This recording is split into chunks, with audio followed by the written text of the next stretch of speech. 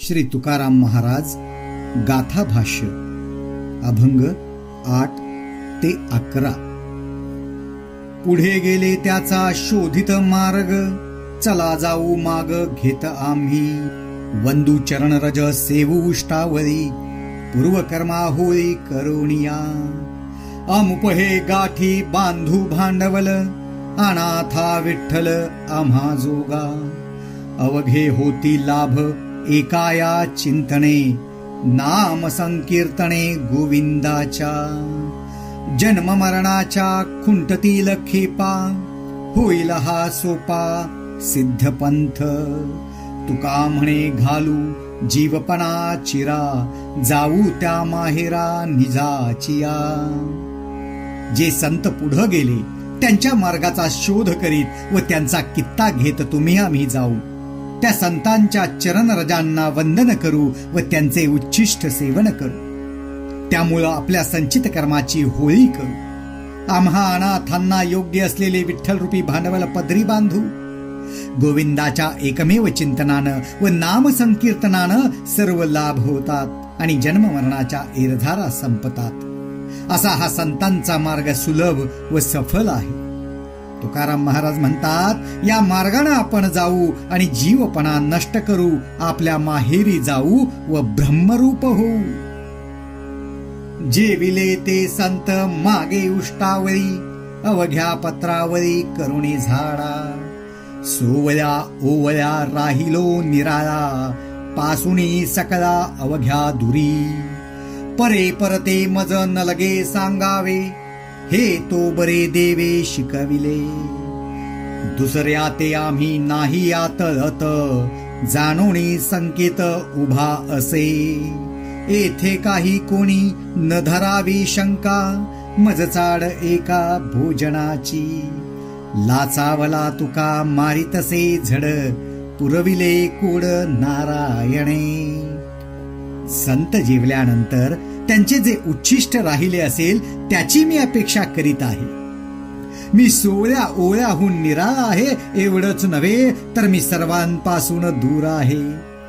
परावाणीच्या पलीकडे असलेले तत्व मला अन्य कोणीही सांगण्याची आवश्यकता नाही, कारण ते तर देवानं मला चांगलंच शिकवलंय।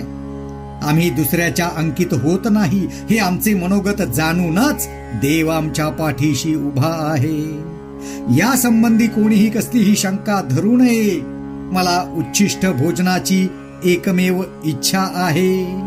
उच्छिष्ट भोजनाला लाचावलेला तुका भोजनासाठी हट्ट धरून बसला असता नारायणाने त्याची इच्छा पुरवली।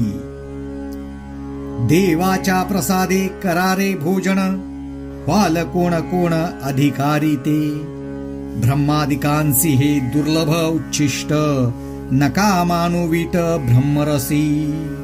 अवघिया पुरते ओसंडले पात्र, अधिकार सर्वत्र आहे येथे। इच्छादानी येथे ओलला समर्थ, अवघेची आर्त पुरवितो। सरे येथे ऐसे नाही कदा काळी, पुढती वाटे कवळी घ्यावे ऐसे।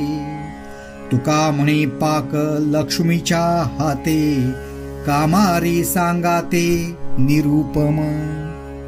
तुम्हापैकी जे कोणी आवडीचे अधिकारी असतील ते सर्व तुम्ही देवाच्या भक्तिरूप प्रसादाचे म्हणजे आनंदाचे सेवन करा। हे भक्तिरूप उच्छिष्ट ब्रह्मादिकांनाही दुर्लभ आहे। याकरिता या आनंदाला विटू नका, याची उपेक्षा करू नका। सर्वांना पुरण्या इतका हा भक्तिरस पुष्कळ असून पात्रातून ओसंडून जात आहे।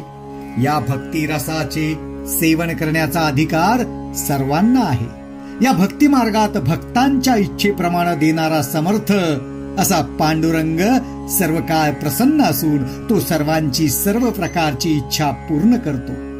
या भक्ती मार्गात कधीतरी संपेल असा विनाशी आनंद नाही व त्या आनंदाचे पुन्हा पुन्हा घास घ्यावेत असेच वाटते।